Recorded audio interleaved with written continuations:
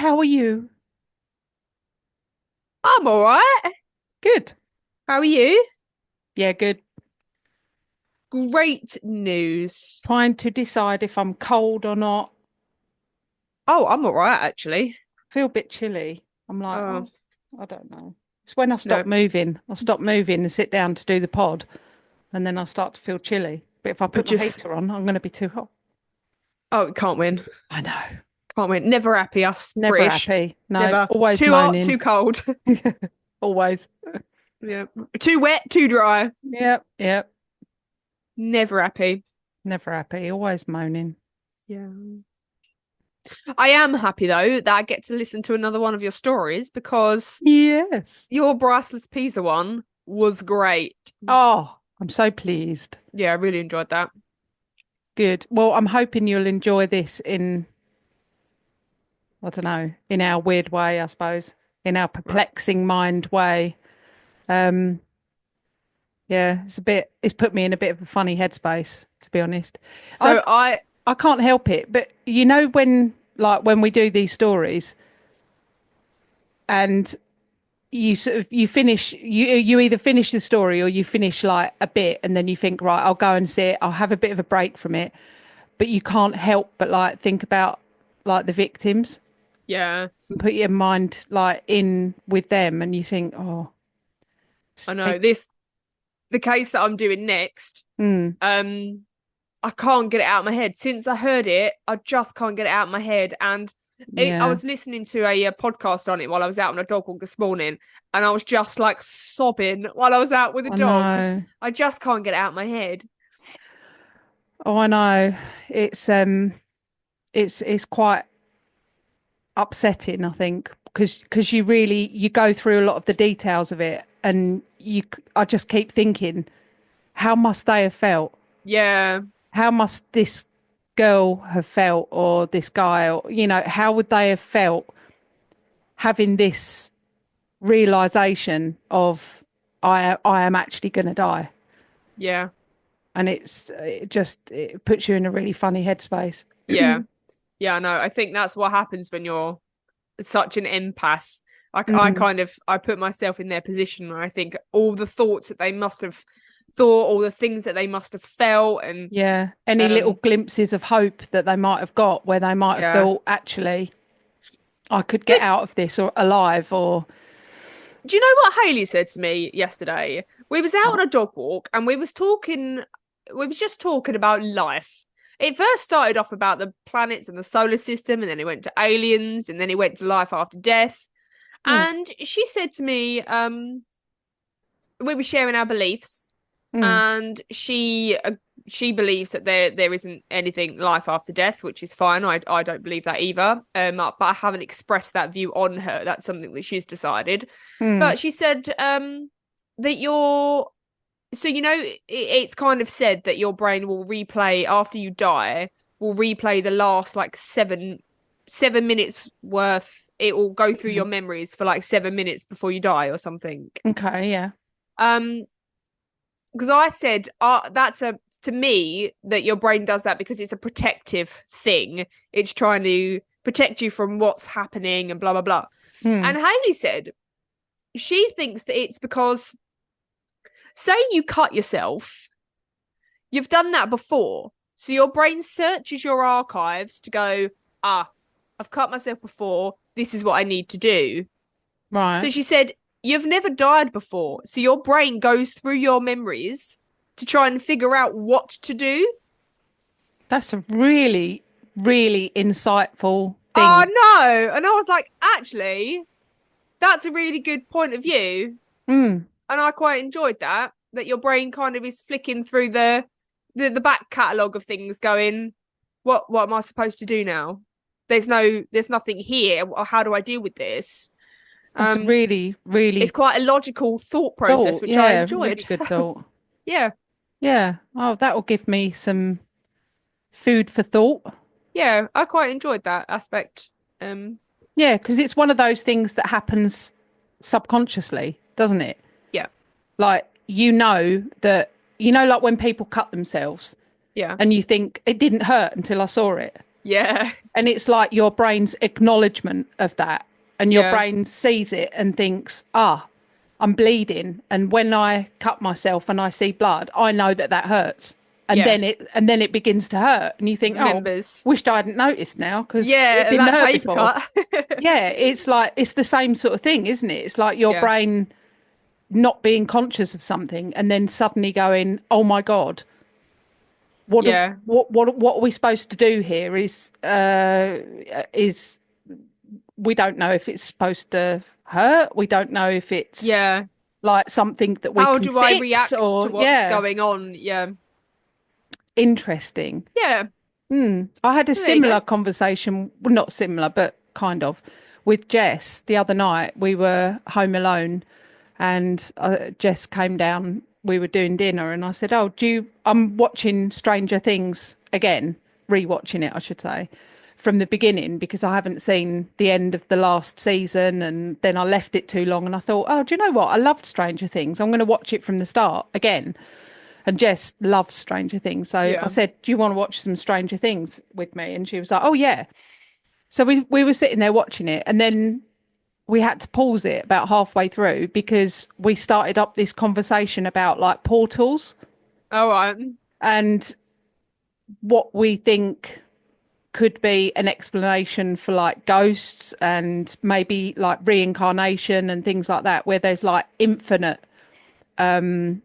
realities and things. But it was a really deep conversation, and I found myself sort of thinking part way through, this is actually a really interesting, well thought out conversation, like from Jess. Yeah. And then They can she, surprise you sometimes, don't they? yeah, but then she said something just really weird about, I don't know, hedgehogs or something, and I was like, okay, all right, that's done. So yeah, and then we had a brief conversation about hedgehogs, and then yeah, we went back to watching Stranger Things. But it is really interesting. Like sometimes a lot of people can kind of push to one side what teenagers think and Yeah. how their brains work and things like that. But I think sometimes if we just stop and listen and actually have some of these out there conversations, Deep, deep, meaningful yeah, they conversations and they come things. out with like some absolute gold. But Yeah. yeah, I Yeah. enjoyed conversation like that. Maybe we should do an episode with Jess and Haley as well. Oh gosh, no, I don't think so. I don't think that would go well. It'd be a car crash, I but think you've got to catch it right. yeah. It's not an everyday thing. I think that was just No, a the chance of them both having a good day yeah. at the same No, I time, think you need to probably catch not. it right because most of the time she's got no common sense and she comes out with the stupidest things. So Oh, I mean, that's pretty much what our podcast is as well. So yeah, it's we can't true. really moan. But yeah. Cool. Yeah. Oh, okay. So you've had a good week? It's been all right. It's been a normal week. I'm a bit Normal week. coldy, bit snotty, bit coldy. I'm over mine. Over it. So done. Yeah. So done. Yeah. So I done. feel a lot better. Um, yeah. Although on the day this comes out, I will be on my way to the dentist to have all of that sorted out and everything. So yeah, I'm not looking to that forward to that. So all of you that are listening to this, please send me some sympathy because honestly, I hate going to the dentist, but it's an adult thing that I have to do. So Oh, I hate them adult things. I know. So same. Yeah. But yeah. Oh, Well, all should we right. crack on with a random blam? Go. All right. So shall I go first? Yeah. All right. On average, about 2,250 people go missing in the Alaska Triangle every year, and that's twice the national average. And since 1970s, more than 20,000 people have disappeared in that area. You may be thinking that that math doesn't add up because 2,250 people every year adds up to a lot more than 20,000. But what I mean is some people that go missing each year are found, Mm. but not always found alive, but found. So the statistic is the Alaska Triangle, since the 1970s, over 20,000 people have disappeared and never been found. And the Oh. Alaska Triangle is literally just an area of Alaska that makes up a triangle.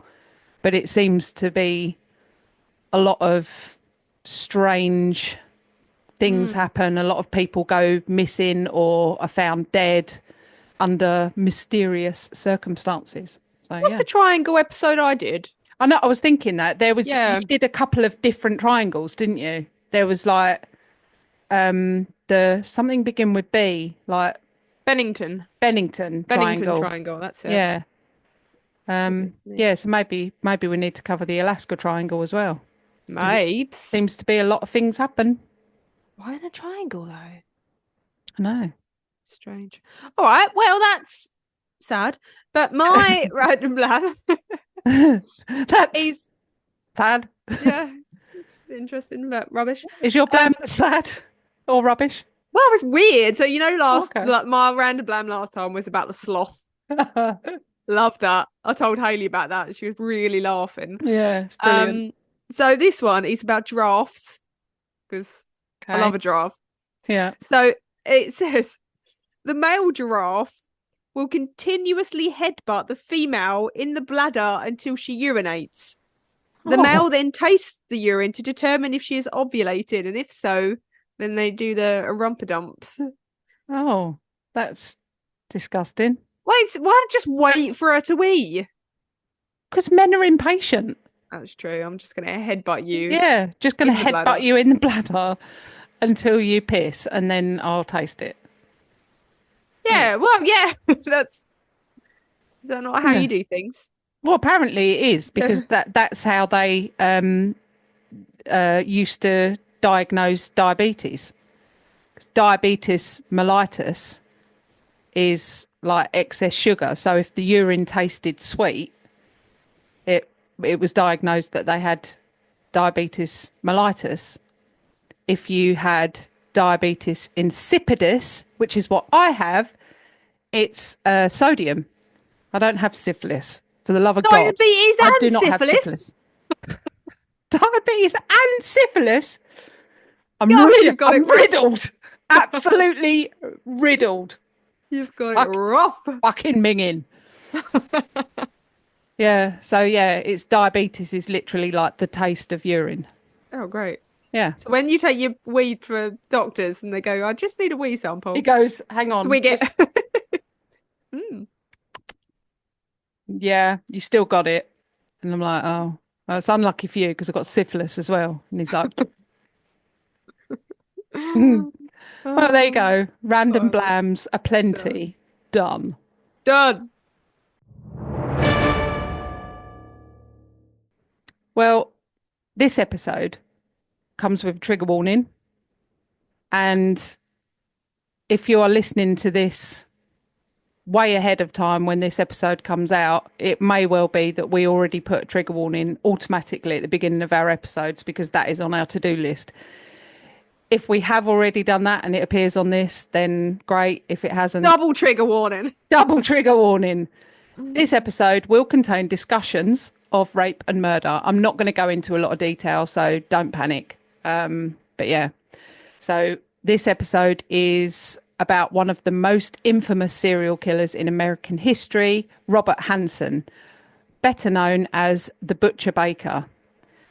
Hansen's gruesome murders were of women in the 1970s and 1980s, and they sent shockwaves through the United States, especially Anchorage in Alaska, where Hansen stalked his victims. Though Hansen had seemingly a normal life working as a baker and living with his wife and children, he was deeply disturbed and projected a false sense of normalcy that allowed him to carry out his violent crimes. In this episode, we'll take a closer look at Hansen's life and we will provide an overview of the how, when, and why of his murder spree that left more than a dozen women dead. So let's get on with the episode, eh? Sounds joyous. It does, doesn't it?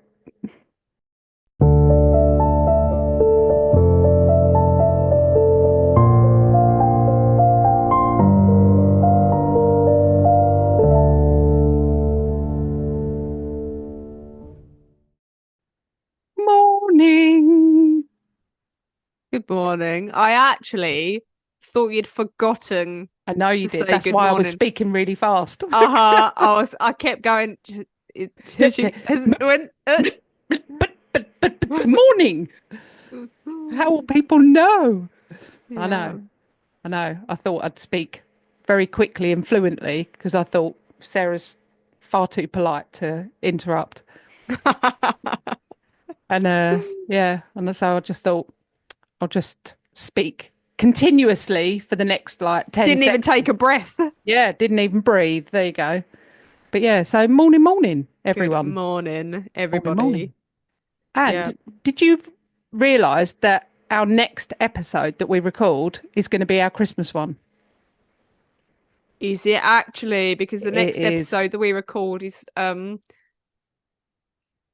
So yeah, we um might need it's going to come out, I think, on like Christmas Eve or maybe the day right. before Christmas Eve.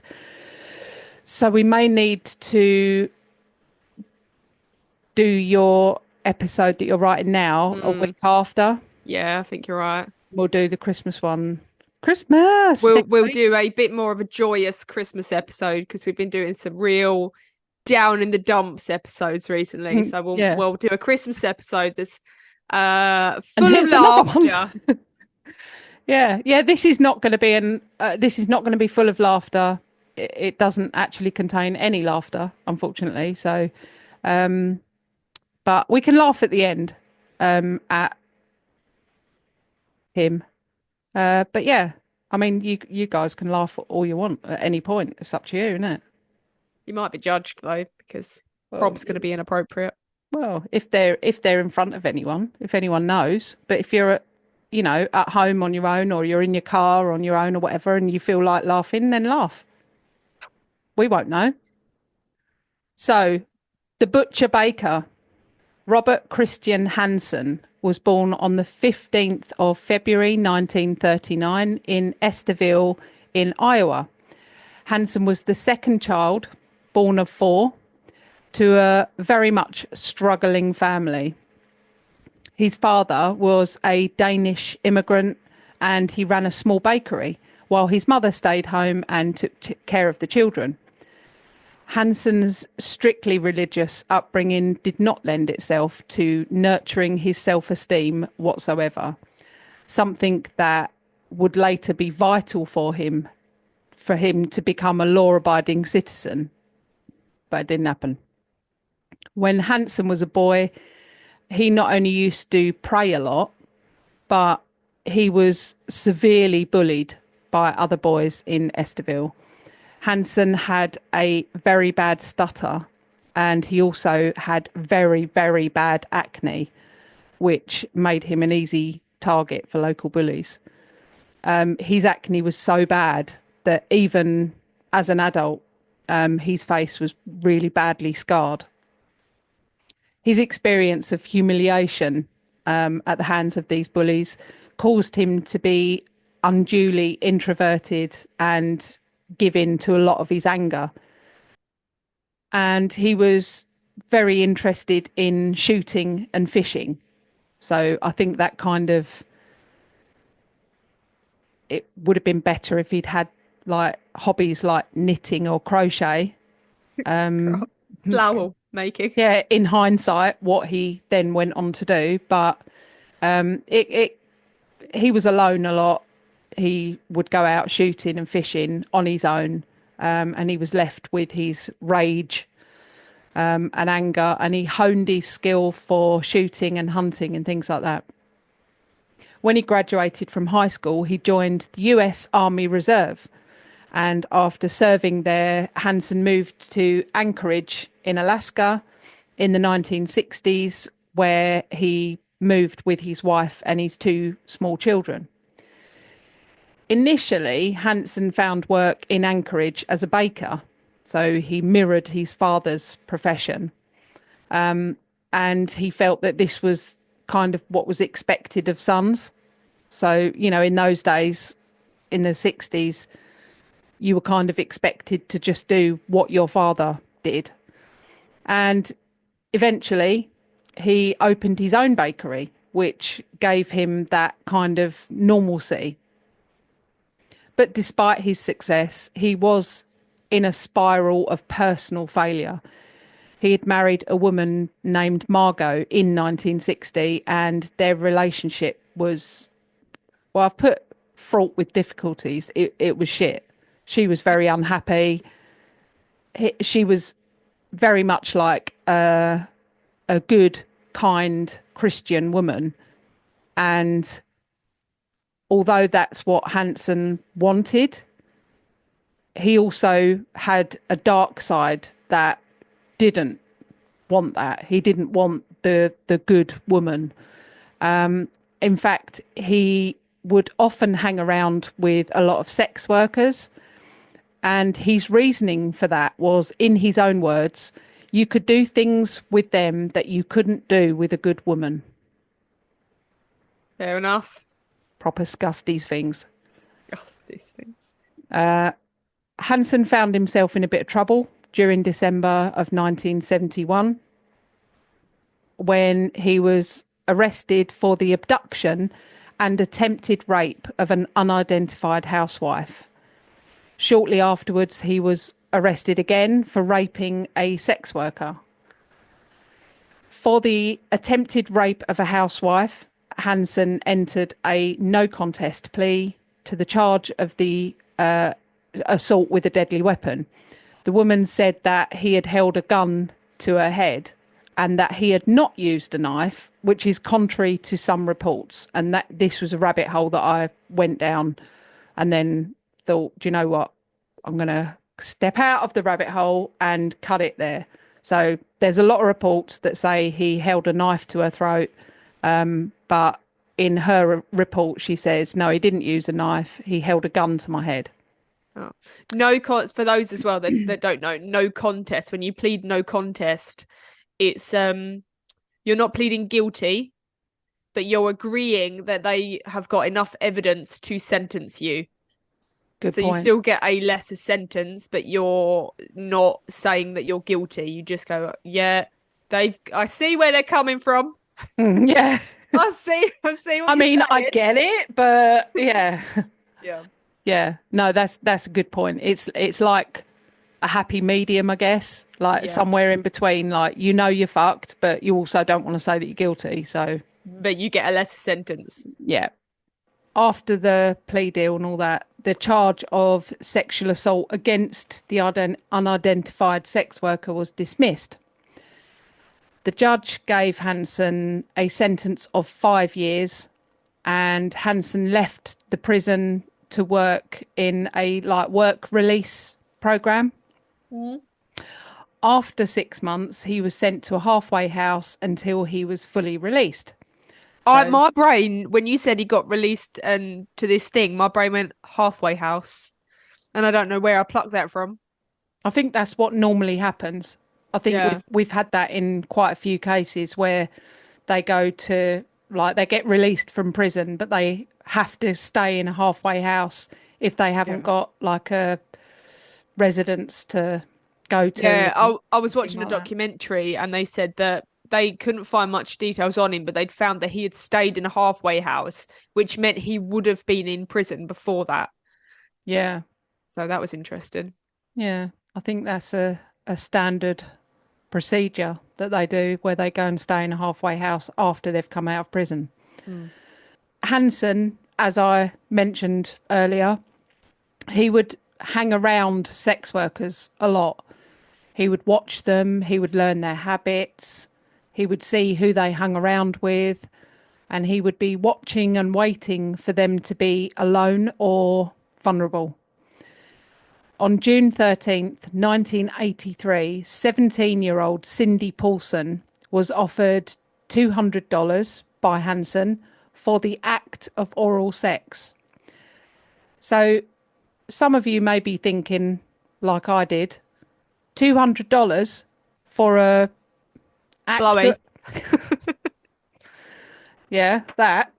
It seems quite a lot, It does seem quite a lot. I'm not someone who frequents sex workers. I don't know the going rate, but no, especially in 1983, $200 for, as Sarah so quaintly putted, a blowy. That's quite a lot. But Yeah. there was a reason behind this. He would offer them over the going rate to get a definite yes. Hmm. And that's all it was. He knew that if he offered someone $200 for a blowy, they wouldn't refuse. Once Cindy had got into the vehicle, things took a terrible turn. Bob Hansen, so his name's Robert Hansen, but sometimes I'll refer to him as Bob, sometimes I'll refer to him as Hansen. But once Cindy had got into the vehicle, things took a terrible turn. Bob Hansen, armed and dangerous, drove her to his house where he held her captive for hours on end and subjected her to all manner of unspeakable horror. During her time at Bob's house, she said that he was relaxed, like he'd done this 100 times before. At one point, Cindy said he actually took a nap right next to her, like he didn't have a care in the world. Then he's kind of started showing Cindy around, like giving her the tour. And he was showing her like he's hunting trophies, and he was saying, you know, I'm a very accomplished hunter. And in fact, look, here I am on the front cover of a magazine. And it was a magazine that featured him for his like hunting expertise and like how well he'd done. And apparently at one point he'd he held like this award for being able to hunt down the biggest mountain sheep or something. And it was like this, he had this, there's a picture of him with this like skull and like big horns coming out of it and all that. So he was very proud of it. So for him, it was a chance to kind of show off. But for Cindy, at this point, she realized that he was very keen and very happy to show her his name and his details, and she knew where he lived and everything else. So for Cindy, she thought, okay, it was at this point that I knew his intention was to kill me. No doubt in her mind, she knew that he wasn't going to let her go alive. When all this was over and Hansen had done his absolute worst to Cindy, she somehow managed to escape and get to the police. And she told them about this nearly fatal encounter with the man for almost 2 decades, was responsible for the disappearance and murder of at least 33 women. But how did she escape, I hear you ask? What happened was Hansen was busy preparing the cockpit of his Piper PA-18 Super Cub, which is a small plane. And it's one of these planes that's got the pilot's seat, and then behind that, there's one little seat kind of in the point of the back part of the plane. And he was getting it ready to take the two of them to his cabin that he owned in the Alaskan wilderness. Paulson, who was in the back of his car with her wrists handcuffed in front of her, saw this as an opportunity to escape. She knew that if he got her into this plane and took her into the Alaskan wilderness, she wasn't coming out of there alive. So when Paulson was able to think about what she needed to do, she decided in a flash that she would kick off her trainers.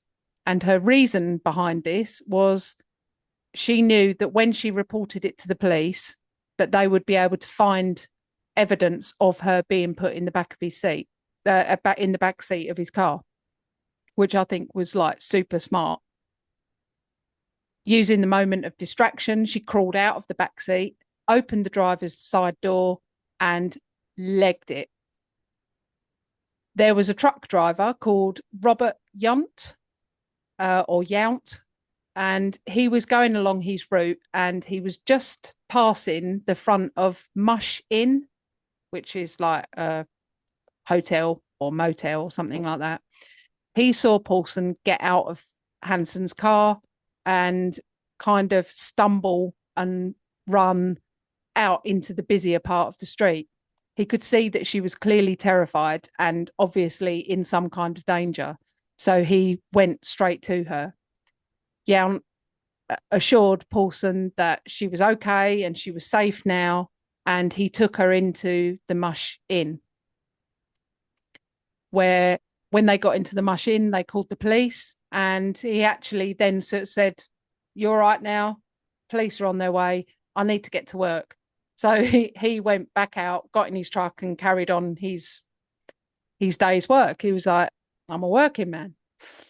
When the Anchorage Police Department responded to the Mush Inn, they found that Cindy Paulson had actually already got in a taxi and gone to Big Timber Motel. When they arrived at the Big Timber Motel, they found Paulson in room 110, so 110. She was alone and she still had handcuffs on her. She just pleaded with them to get the handcuffs off of her, which they did. And they then said, right, we're going to take you to APD HQ, which is headquarters for the Anchorage Police Department. She was able to give them a detailed description of her abductor, and this led the APD to Robert Hansen. When the APD questioned Bob Hansen, Bob explained that, yeah, he'd gone to Cindy Paulson because she was a sex worker, and Paulson had tried to pretty much like blackmail him for money, and he said everything was good, and then she started saying, "You need to give me more money, blah blah blah," and he refused, and she said, "Well, I'm going to make life difficult for you," and that's why she'd called the police, and that's why she'd been behaving like that. And to be honest, the APD saw Bob as a quietly spoken, meek-mannered guy. He was a family man. He was the local baker. He was known to a lot of people. He was the kind of guy, he would enter his bakery and people would sort of shout out, "Hey, Bob, how you doing?" And which, Bob, with a smile on his face, always would be like, "Hey, buddy, I'm great. How are you? Good to see you." He was that kind of guy. So the police believed him and said to Paulson, "You're a sex worker. What do you expect? Stop trying to rip people off, bugger off," kind of thing. And now I'm going to say, enter Alaska State Trooper Detective Glenn Floth or Floth. I'm not sure. I think it's Floth. But he was, at this point, he was working with a team of investigators that were looking into the presence of several bodies of women that had been found around Anchorage, which is a place called Seward. Not Sewers, but Seward. And the investigation's first victim was discovered by construction workers doing their job relatively close to Eklutna Lake Road. Try as they might, they could not identify this woman, and she didn't match any of the descriptions of missing women in the area. All they knew was that she was aged, which is really sad. She was aged between 16 and 25 years old, and her body had been there for several months. She was killed by a single stab wound to her back. So investigators assigned the case, gave her the nickname of Eklutna Annie. And they called her Eklutna Annie because she was found next to Eklutna Lake Road. Later, in 1979, they found another body closer to Seward. This time, she was an identified woman, and they found her to be Joanna Messina. And then in 1982, authorities found another woman by the name of Sherry Morrow. And she had been I use air quotes, in the word buried up by Knik River. Floth believed that they were all murdered by the same person. I was going to say guy then, but not necessarily. But they'd all been hit by the same murderer. Floth contacted FBI specialist agent John Douglas to help create a profile. And this goes back to, is tied in with, what was that show that we spoke about where they discover profiling? Can't think what it is. So it's on Netflix. Mindhunters. Yeah. So, and there's actually an episode of that is loosely based on Robert Hansen. So they'd just started to create profiles of murderers, and Agent John Douglas was able to create this profile, which I think is just incredibly like smart, you know, to be able to do that from finding like a couple of bodies that they can tell what kind of person the murderer is, I think is genius. But Douglas said that the man doing these killings was probably an experienced outdoorsman. He would have low self-esteem, a history of being rejected by women, and a compulsion that he would not be able to control to take trophies from his victims, such as jewelry. And there was some jewelry that had been found with the first two bodies. But Douglas was adamant. He said, no, this murderer will be someone that will take trophies. So although these women have still got jewelry on their person, he will have something from them. And Douglas also said that this guy might have a stutter, which I thought, again, genius. Yeah, how could they possibly know that? I know, so crazy. But using this profile, Floth examined a number of suspects before deciding that Hansen, notable for the fact that he owned an aeroplane, would be the best fit. Like, he matched everything from the profile. So how did he come onto the police's radar? Well, he was already known to the police because he'd been to prison. So he already was known for that. And when Cindy made this report to the police, obviously the police did tell her to, you know, to go away kind of thing. But the report was still noted in the police system. On October 27th, 1983, investigators searched Hansen's residence, his aircraft, and his vehicles. Although this was difficult, it was really difficult for them to get enough evidence with the DA to actually get a warrant to search everything. So time was kind of going on, but eventually they got the warrant and they were able to give him and his residence and aircraft and everything a full search. With the backing of Paulson's testimony and Douglas's profile, Floth and the APD obtained a warrant to look at every possible area that was associated with Hansen. Now he was fully on their radar. A thorough search yielded an extraordinary amount of damning evidence against Hansen. Although Hansen was a skilled outdoorsman, the investigators discovered that he indeed had jewelry belonging to several of the women that he was thought to have killed. They found many firearms, including a .223 caliber Ruger Mini 14 semi-automatic rifle. And police also found a piece of paper that would prove very, very handy for their case indeed. It was a flight map or a flight chart, which you think for a pilot, which Hansen was, that's pretty normal.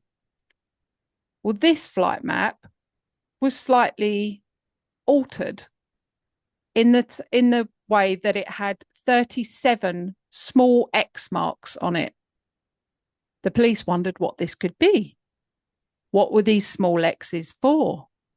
When they questioned Bob, he said, "Oh, they're just places where I've gone hunting."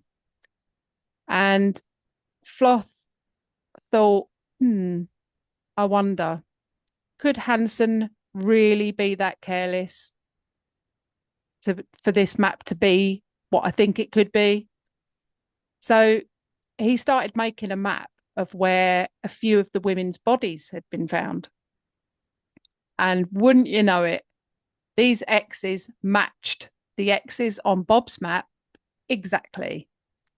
So it turned out that these little X's denoted places where Hansen had buried the bodies of some of his victims, or the location of former campsites from which he'd lured women, eventually confessing to each item of evidence that was presented to him. He admitted to a spree of killing attacks. These were all Alaskan women, and his spree started in 1971, possibly could have been before that. Hansen's earliest victims were girls or young women, typically aged between 16 and 19 years old, and they were not sex workers, unlike some of the victims that led to his discovery. So let me explain how Hansen worked. For him, it was more than just abducting, raping, and murdering women. You see, what he would do is he would either grab them, or if they were a sex worker, he would, in, again, air quotes, hire them, and he would offer a high price so that they could not refuse.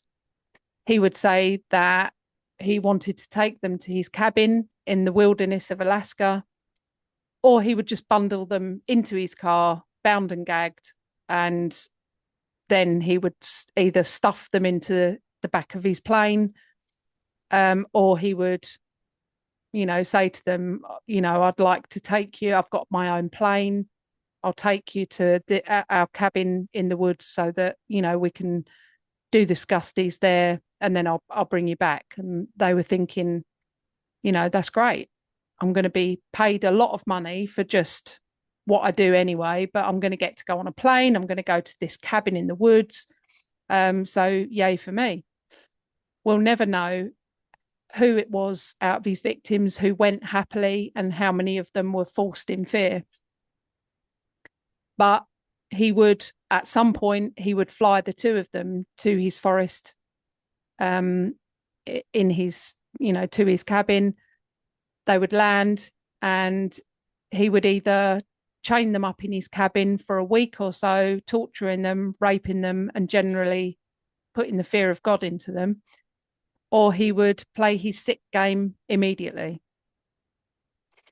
And I think, this is purely my opinion, I think this probably just depended on how much time he had, because that's how it seems to me. So he would take them to his cabin, and if he knew that he had to get back for his family, or maybe something that was going on at the bakery or something like that, that would all depend on how long he'd keep them.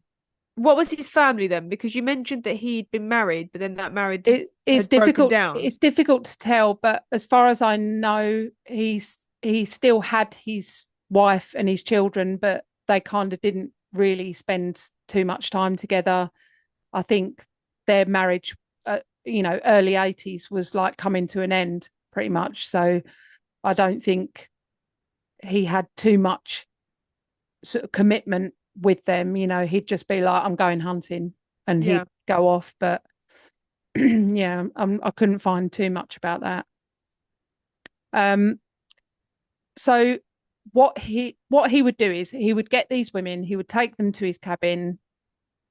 Some of them he would chain up, like I said, in his cabin for a week or so. The others, he would, as soon as they got out the plane, he would start this game straight away. But at some point, he would tie them to a tree outside in the woods. He would get out his rifle and several, boxes of ammunition. He would then unchain the girl. The girl would run screaming through the woods, desperate for someone to hear their cries and come to their aid. And he would then begin his hunt. So he would follow them and stalk them through the wilderness. He would chase them, hunt them like prey. When he would catch up with her, he would raise his gun and take his shot. If he felt that he didn't maybe fancy shooting them with a gun, he would hunt them with a large hunting knife. He would take them down by either shooting them or stabbing them. He would walk over to his prey. He would take a trophy, a necklace, a bracelet, a ring, something like this, and then he would make his final kill shot. This game would come to an end when he abducted Cindy Paulson. She would be the one victim to get away and bring his reign of terror to an end. It's very similar to the toy box. How you done the toy box, in that you started the toy box episode with the victim that got away and then backtracked. It's very similar. I have an MO. So I'm just going to talk just very briefly about a couple of his first victims, particularly what we think was possibly his first victim.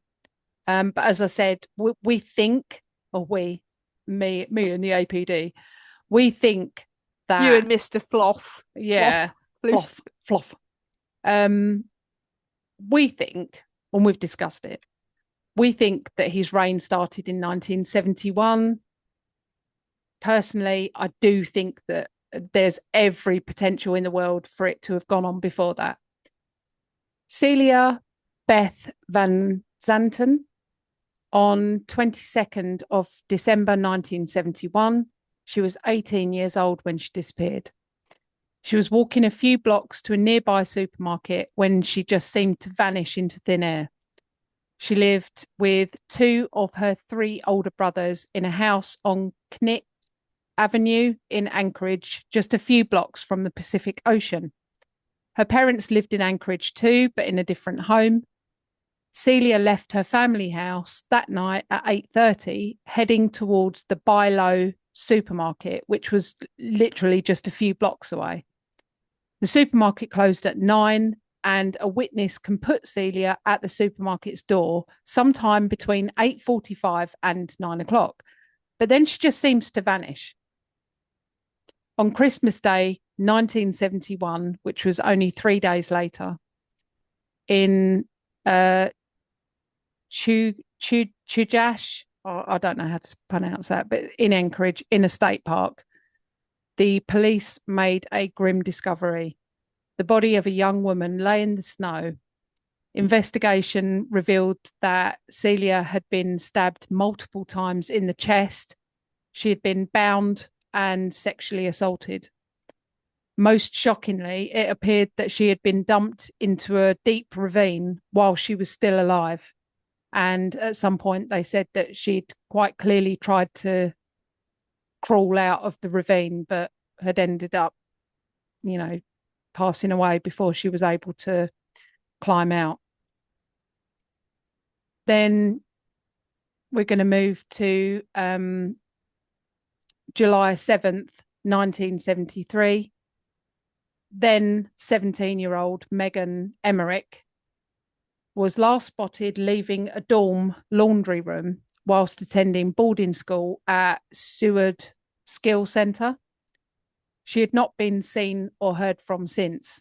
Megan left behind all of her personal items, including her identification. Before contacting the police, her roommate conducted a 3-day search for her, and when they couldn't find her, they reported her missing to the police. Hansen denied killing her to the authorities, but he did admit that he was in Seward on the day that Megan vanished. Due to an X on his aircraft map in the Seward region, he is thought to be responsible for her, although he never actually admitted. Apparently, Hansen admitted to a former inmate that he had killed Megan, and he said that he'd transported Megan to a cabin in the Seward region that was only reachable by boat, not his plane this time. But he said to this inmate that he had killed her and buried her. Hansen confessed to the murder of 17 women and the kidnap and rape of 30 more. Police are certain that there were many, many more actual murders. And apparently the police think that he was actually responsible for more than 20 further murders. As a deal, by giving this confession from Bob Hansen, he was only charged with the following: the abduction and rape of Cindy Paulson, the murder of Joanna Messina, the murder of Sherry Morrow, the murder of Paula Golding, and the murder of the identified woman known as Eklutna Annie. Bob Robert Hansen was sentenced to 461 years plus life in prison. That just makes such a mockery of the system, doesn't it? What's the fucking point? I know. I think it's just like overkill for the fact that they never wanted him to be released. This is what happened on if they're going to do it case. Absolutely. If they're going to do that, I think they should just change the law so that if you get life, it's automatically a given that you are going to spend the rest of your life in prison. There's no chance of parole, and that's the end of it. Like that's it. If you're given life, it should mean life, not like 25 years or whatever it is. But anyway, it should have been life in prison with 431 hours of agonizing torture. It absolutely should have been. That's what it should have been. It should have been 461 years of being constantly hunted and abused and tortured and well, anyway. I just don't see the point in making a sentence like that. 461 years plus life. That just, to him, he's just going to be like, that doesn't mean anything to me. Yeah. That's not a punishment, because how can you possibly do that amount of time? That's stupid. Well, I know. I think it's... Who do I need to speak to? it's more about like the fact that they need to be given a sentence, even if you know that he's not, I mean, he's not going to live past 100 and however old. Do you know what I mean? Yeah. So I think it's just about that victim has been given like that many years of his life. So I suppose if you were like family relatives of the victim, you could say, well, he's currently serving the 25 years for my family relative, for my loss. But then what about the girls who are like, oh well, he died before he could serve the other 400 years of sentence, so they would all think that the time that he's serving at the moment is for them. I don't know. Stupid. I don't know. Yeah, stupid. But yeah, so he got 461 years plus life, and he was never ever going to be eligible for parole. So that's what he was sentenced to. Hansen also had to take the police to the burial sites, and as part of this deal, Bob led them to 17 graves in the wilderness of Alaska. Only 11 of these women were recovered. And I am going to just end this episode with the victims and the possible victims of Robert Hansen and the outcome. So we've got Celia Zanton, went missing December 22nd, 1971. Her body was recovered. Megan Emmerich went missing July 7th, 1973. Her body was never found. Mary Thiel went missing July 5th, 1975. Her body was never recovered. Eklutna Annie went missing 1979 and her body was found, although we don't know who she was. Joanna Messina went missing May 19th, 1980. Her body was recovered. Roxanne Eastland or Estland went missing June 29th, 1980, and it's unknown if her body was found. Lisa Futrell went missing September 7th, 1980. Her body was recovered. Maylee Larson went missing June 1981. Her body was recovered. Sherry Morrow went missing November 17th, 1981. Her body was recovered. Andrea Altieri went missing December 2nd, 1981. Again, unknown if her body was found. Sue Luna went missing May 30th, 1982. Her body was recovered. Tamara Pedersen went missing August 1982. Her body was recovered. Angela Fedden went missing February 1983. Her body was recovered. Paula Golding went missing April 25th, 1983. Her body was recovered. Teresa Watson went missing April 29th, 1983. Her body was recovered. Daylin Frey went missing September 1983. Her body was found. Cindy Paulson abducted June 13th, 1983, and she survived. Cindy Paulson went on to get married and have 3 children, and she is currently safe and happy, as far as we know. As for Hansen, Hansen served around 31 years of his sentence before he died from natural causes in 2014 while still in prison. Hopefully getting tortured by other inmates and officers within that facility, we can hope. But one thing's for sure, Hansen is burning in hell right now. I personally think he was responsible for many more, because in between some of those victims that they're like 99% certain that he did or he actually admitted to, there's some big gaps, and I just don't think that he would have left gaps like that. I think he was responsible for a lot more. Did they check out all the areas on the map? They did, yeah, they did. Did they find a body at each location? No, because it was the Alaskan wilderness. A lot of the bodies had been, some of the bodies they found that were recent, they found a little way away from the X, and they were like torn apart. Yeah. It was obvious that the animals had got to them and like torn them up a bit, because not all of them were actually buried.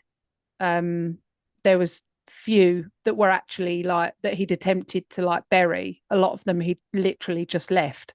And then there was snow and rain and things like that, and the area would flood, so some of them have been taken off by animals or parts of them.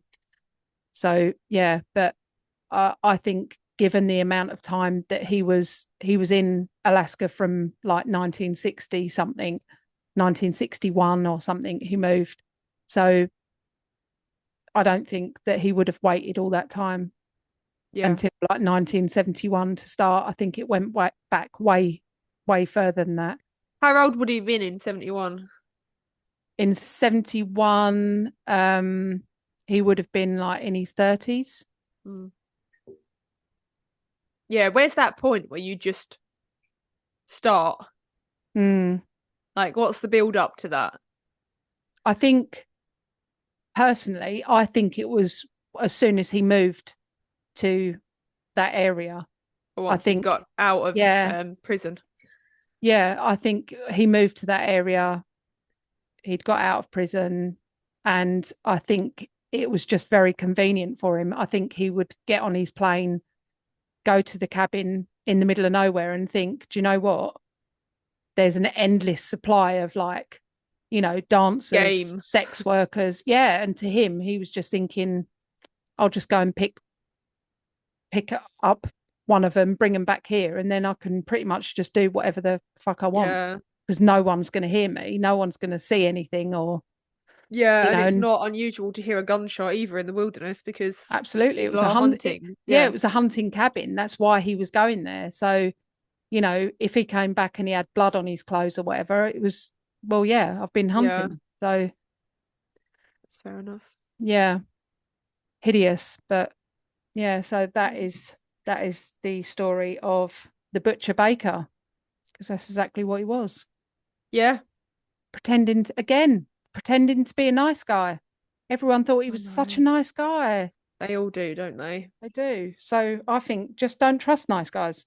No, no. No, if you're a guy that's an absolute bastard, at least like you can see what they are.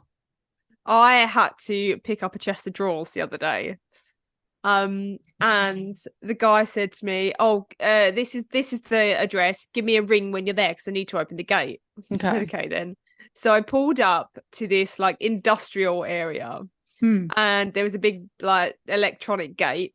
And so I rang the man, and he was like, "Oh, I'll open the gate for you." So the gate started like opening this electronic gate, and I thought, that's going to close behind me. As soon as I'm in, that's going to close behind me. Yeah.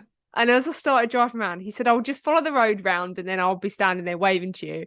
And as I followed the road round, there was all these storage units, Oh my all goodness. different storage units. So I tried to ring Josie to say, just let you know this is where I am. Yeah. Um, but she was busy. She didn't answer.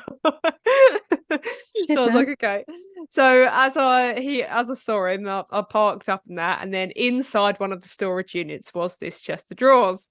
And I was waiting outside, and he was waiting inside the storage unit. And I said, "Oh, I'm just gonna like put my seats down, open up the back and everything," thinking that it was only a small 3 drawer chest of drawers, a really small one, Okay. and almost like a bedside table type thing. And I thought, "Oh, he'll bring it out." He was waiting for me to go inside the Oh my. storage unit to bring it out, and I thought, oh, fuck, he's going to hit me over the back of the head with a hammer. It's I not just knew it's not it. cool. No, it's not cool, not cool. And I should not have put myself in that position, but I No. did. I went in and I made sure I didn't turn my back to him at all. I kind of crabbed side, I walked like crabways Yeah. into the storage unit and picked up the chest of drawers with him and carried it out. And it was just, it really had me on edge. Yeah, I bet it did. Yeah, I bet it there was did. loads of cars in this place, but they were all like storage units, and I Yeah. didn't see another person. I thought, fucking hell. If And then mate, he if was, he'd have leapt at you with his like hand with a chloroform rag in it yeah, or something and shoved it over your face, yeah, absolutely. he could have just gone over and shut the doors to that storage container. Yeah, just pulled the. Don't put yourself in that I know position. I shouldn't have done. Josie was really angry, rightly so, Yeah. very angry at me afterwards because I was like, I almost died. Yeah. I But nearly yeah, died. Well, I no, but thought, I mean, Jesus it could have been Christ. a very, very different story. Yeah, And absolutely. do you and Josie not have like trackers on each other's phones? I don't think so. I'm gonna look You at it should do actually. that That's because me from and my Claire have got that, and phone. we've got it on Yeah, the kids as well.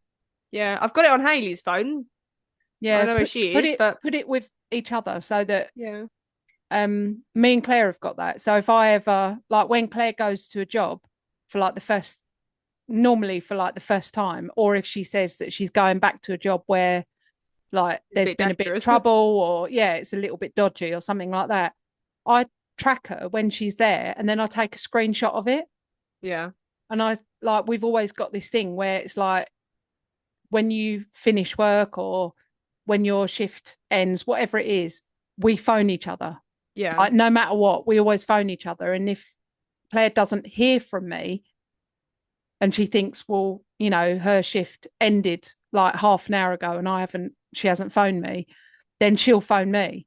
And sometimes it will just be like, oh yeah, it's just there's been a bit of a delay, so I'm running a little bit behind, but I'm okay. yeah. And things like that. I definitely think that you and Josie should do that. And I definitely don't think that you should ever put yourself in that position again. No, I won't. It's a bit of a learning curve, actually. It's just that I really wanted those chest of drawers. Just tell him that you've got claustrophobia.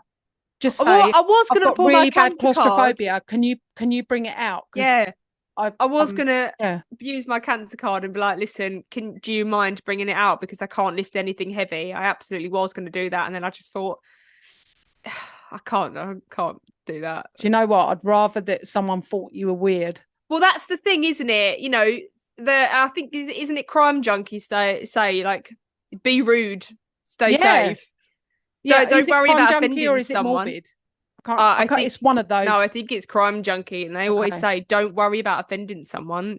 Yeah. Yeah, exactly. Yeah, Don't worry about coming across as rude. We've got to yeah, keep ourselves safe. yeah, absolutely. And I'm speaking to all of you out Yeah, there, all our little poddies, all our little blammers and everyone.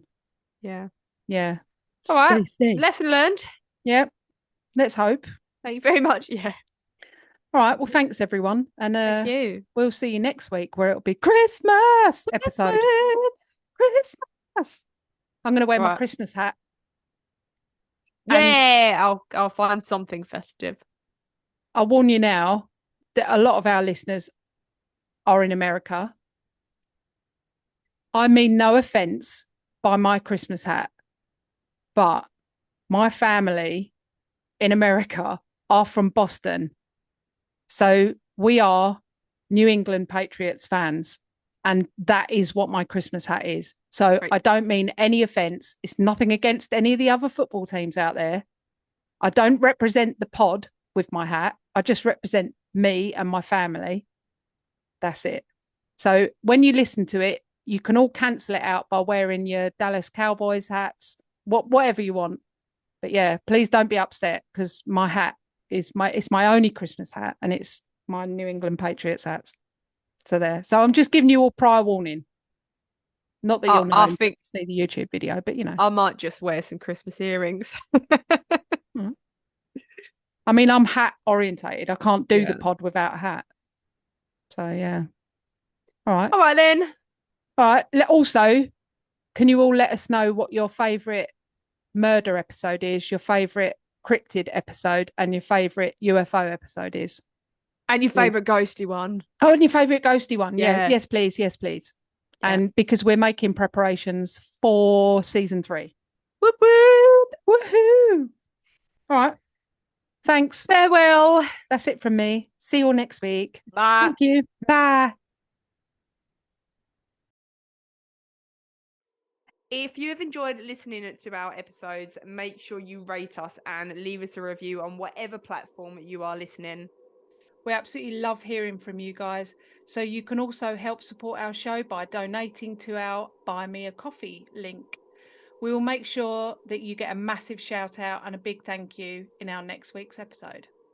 You can also follow us on social media at Perplexed Podcasts. We're on Facebook, Instagram, and if you want to see more videos and blooper reels, subscribe to our TikTok and YouTube channels. You can also email us your stories at perplexedpodcasts@gmail.com.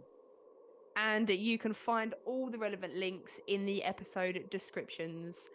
Thanks for listening. Bye. Bye.